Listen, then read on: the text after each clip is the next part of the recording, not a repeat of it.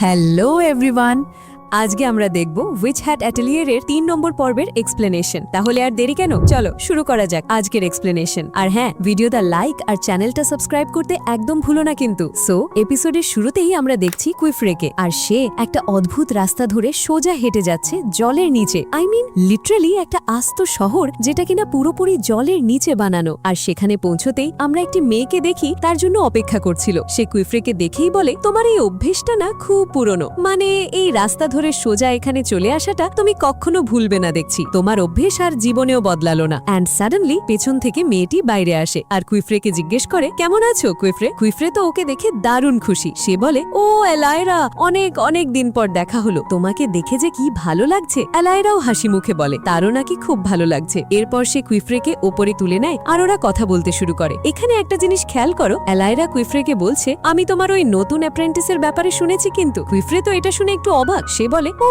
খবর তো দেখছি এখানে বেশ ফাস্ট ছড়ায়। ওয়েল, কি আর করা যাবে বলো, দুনিয়াটাই এখন এমন ফাস্ট হয়ে গেছে। এলায়রা তখন একটা গভীর কথা বলে, এমন একটা কথা যা শুনে কুইফ্রের মুখটা সঙ্গে সঙ্গে পাল্টে যায়। সে বলে, আমার কেন জানি মনে হচ্ছে ওর কানেকশনটা হয়তো তার সাথেই আছে যার কথা তুমি ভাবছো। মানে বুঝতেই পারছো এখানে কি চলছে, যাকে তুমি এতদিন ধরে ব্রেমড ক্যাপসদের মধ্যে খুঁজে বেড়াচ্ছ। এলায়রা আরো বলে, তুমি হয়তো জানো না, কিন্তু গত 4 বছরে কেউ ফরবিডেন ম্যাজিক ব্যবহার করেনি। তাই তোমার নতুন অ্যাপ্রেন্টিস মেয়েটা হতে পারে তোমার জন্য একটা খুব গুরুত্বপূর্ণ সূত্র। কিন্তু কিফ্রি যেন বিষয়টা এড়িয়েই দিতে চায়। সে বলে, না না, এটা ওর ব্যাপারে নয়। আর তাছাড়া এখনো আমার অফিসিয়াল অ্যাপ্রেন্টিস হয়নি, আমি তো এখনো ওর কোনো পরীক্ষাই নিইনি। এলায়রা জিজ্ঞেস করে, কিন্তু কেন? কিফ্রি উত্তর দেয়, কারণ এটা খুব তাড়াতাড়ি হয়ে যাবে, আর তাছাড়া এখন ওর পরীক্ষা নেওয়ার জন্য সঠিক সময়ও নয়। এলায়রাও তাতে সাই দিয়ে বলে, হ্যাঁ তুমি ঠিকই বলেছ, কারণ বছরের এই সময় দাদা রেঞ্জ এমন একটা জায়গা হয়ে ওঠে যেখানে পরীক্ষা নেওয়াটা প্রায় অসম্ভব, আর যদি কেউ চেষ্টা করে তাহলে তার জানও যেতে পারে। কিফ্রি বলে, হ্যাঁ, আর ঠিক এই কারণেই আমি এখন ওর পরীক্ষা নেব না। এরপর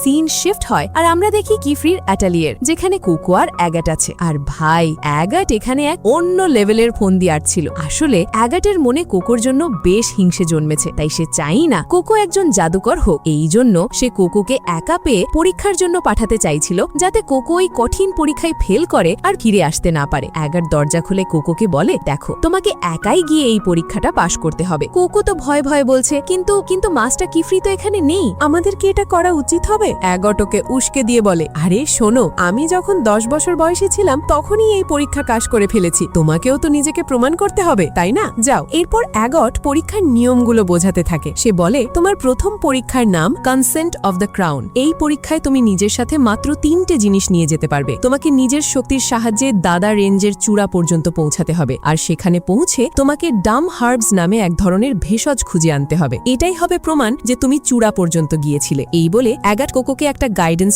অর্ব দেয়, যেটা হার্বের কাছে যাওয়ার রাস্তা দেখাবে, আর সাথে কিছু পানীয় জল। যাওয়ার আগে কোকো খুব মিষ্টি করে অ্যাগাটকে জিজ্ঞেস করে, আচ্ছা তুমি কি আমাকে তোমার ওই উড়ন্ত জুতো জোড়া একটু দেবে? আই মিন, কোকো এতটাই কিউট ভাবে কথাটা বলে যে অ্যাগাট আর নাই করতে পারে না। সে বলে, ঠিক আছে, আমার জুতো নিয়ে যেতে পারো। কোকো সেই উড়ন্ত জুতো পেয়ে যে কি খুশি। অ্যাগাট কোকোকে বাইরে পাঠিয়ে দিয়ে বলে, ঠিক আছে, পরীক্ষা শেষ করে ফিরে এসো, আর হ্যাঁ মনে রেখো, যদি এই পরীক্ষায় ফেল করো তাহলে তুমি আর কখনো এখানে ফিরে আসতে পারবে না। এই বলে অ্যাগাট দরজাটা ঠাস করে বন্ধ করে দেয়। কোকো বাইরে এসে প্রচন্ড ভয় পেয়ে যায়। সে ভাবে এখন সে কি করবে। সে মনে মনে নিজেকে বোঝায়, ঠিক আছে কোকো, এখন আর পেছনে ফেলার কোনো রাস্তা নেই, আমাকে এই অর্বের সাহায্যেই ওই হর পর্যন্ত পৌঁছতে হবে। এরপর সে অর্বের দেখানো পথে হাঁটতে শুরু করে। পড়তে পড়তে গড়াতে গড়াতে অনেক কষ্ট করে সে অবশেষে দাদা রেঞ্জের কাছে পৌঁছায়। কিন্তু সেখানে গিয়েই সে আসল সত্যিটা বুঝতে পারে। সে দেখে দাদা রেঞ্জের পুরো এলাকাটা, মানে জমির বড় বড় অংশগুলো সব হাওয়ায় ভাসছে। অ্যান্ড গেস হোয়াট, হার্বগুলো ওই ভাসমান দ্বীপগুলোর ওপরেই জন্মায়। এই কারণেই বছরের এই সময়ে এখানে পরীক্ষা নেওয়া হয় না, কারণ এই ভাসমান দ্বীপগুলোতে পৌঁছানো প্রায় অসম্ভব। এগট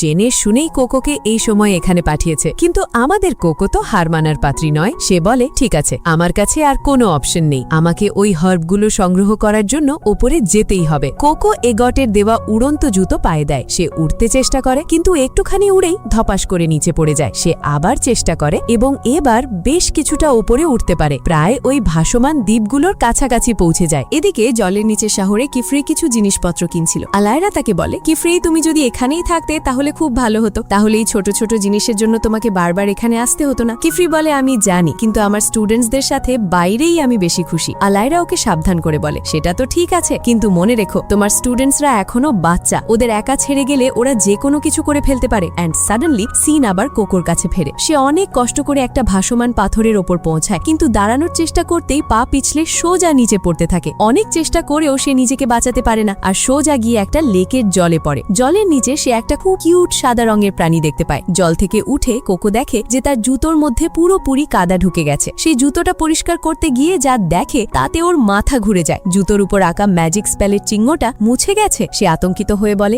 না, এটা হতে পারে না, কাস্টিং সিল তো মুছে গেছে, এখন আমি কি করব? সে ভাবে যে সে আবার স্পেলটা এঁকে নেবে, কিন্তু কালি বের করতে গিয়ে দেখে জলের মধ্যে পড়ে ওর কালিও নষ্ট হয়ে গেছে। এবার কোকো পুরোপুরি হতাশ হয়ে পড়ে। সে ভাবে, এখন আমার কি হবে? আমার কাছে তো আর কিছুই নেই, সবকিছু শেষ হয়ে গেল। অন্যদিকে অ্যাটেলিয়ারে টেটিয়া ছোটাছুটি করে কোকোকে খুঁজছিল। সে অ্যাগটকে জিজ্ঞেস করে, অ্যাগট, কোকো কোথায়? আমি ওকে সকাল থেকে খুঁজছি। অ্যাগট খুব শান্তভাবে উত্তর দেয়, ও দাদা রেঞ্জে গেছে হাড় বাঁধতে, পরীক্ষা পাশ করার জন্য। টেটিয়া চমকে গিয়ে বলে, কিন্তু এখন কেন? মাস্টার কিফরি কি এই ব্যাপারে জানেন? অ্যাগট বলে, না, উনি জানেন না, কিন্তু তাতে কি এসে যায়? আজ না হোক কাল ওকে তো এই পরীক্ষাটা দিতেই হতো। টেটিয়ার খুব খারাপ লাগে। সে জানে যে কোকো ম্যাজিক সম্পর্কে প্রায় কিছুই জানে না, আর হঠাৎ করে ওকে এমন একটা কঠিন পরীক্ষায় পাঠানোটা একদমই ঠিক হয়নি। মন খারাপ করে টেটিয়া খেতে গেলে রিচের সাথে দেখা হয়। রিচে ওর মন খারাপের কারণ জানতে পেরে ওকে সান্ত্বনা দিয়ে বলে, টেনশন করো না তো, কোকো নিশ্চয়ই কোনো না কোনো বুদ্ধি বের করে নেবে। অ্যান্ড অফ কোর্স ঠিক তাই হয়। দাদা রেঞ্জের ধারে বসে কোকো ভাবছিল, এখন আমার কি করা উচিত? আমি কি সরাসরি নিজের পায়ে স্পেল কাস্ট করব?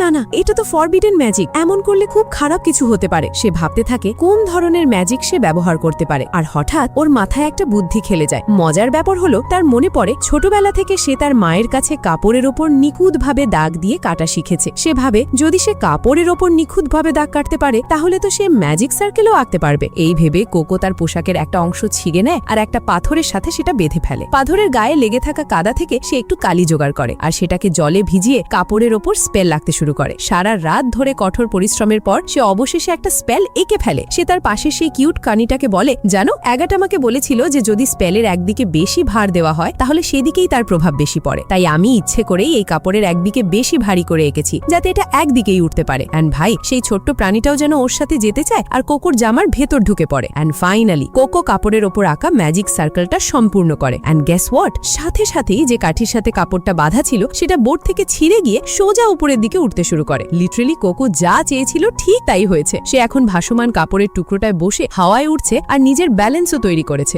এখন শুধু হার্বটা ছিঁড়ে আনার পালা। নিজের দিকে তাকিয়ে হঠাৎ ওর মায়ের কথা মনে পড়ে যায়। ওর চোখে জল চলে আসে। সে বলে, মা, জানি না কেন কিন্তু আমার মনে হচ্ছে তুমি এখনো আমাকে সাহায্য করছো, তোমার জন্যই আমি ম্যাজিক শিখতে পারছি। কিছুক্ষণ পর নিজেকে সামলে নিয়ে সে হার্ব ছেঁড়ার চেষ্টা করতে থাকে। একবার দুবার নয়, অনেকবার চেষ্টা করার পর বারবার পড়ে গিয়েও সে হার মানে না। অ্যান্ড ফাইনালি কোকো সেই হার্বটা ছিঁড়ে নিতে সফল হয়। এদিকে কিফরি বাড়িতে ফিরে আসে আর সব ঘটনা জানতে পারে। সে রেগে গিয়ে বলে, এটা কি করে হলো? কোকোকে একা ওখানে যেতে কে দিয়েছে? সে যখন চিন্তিত হয়ে দরজা খুলতে যাচ্ছে ঠিক তখনই অন্য দিক থেকে কোকো বেরিয়ে আসে। সে সোজা অ্যাগটের কাছে যায় আর তার হাতে হার্বটা দিয়ে বলে, অ্যাগট, এবার বলো আমি কি সব ঠিকঠাক করেছি? আমার মনে হয় আমি এখন একজন জাদুকর হতে পারবো। অ্যাগটের মুখটা দেখার মতো ছিল।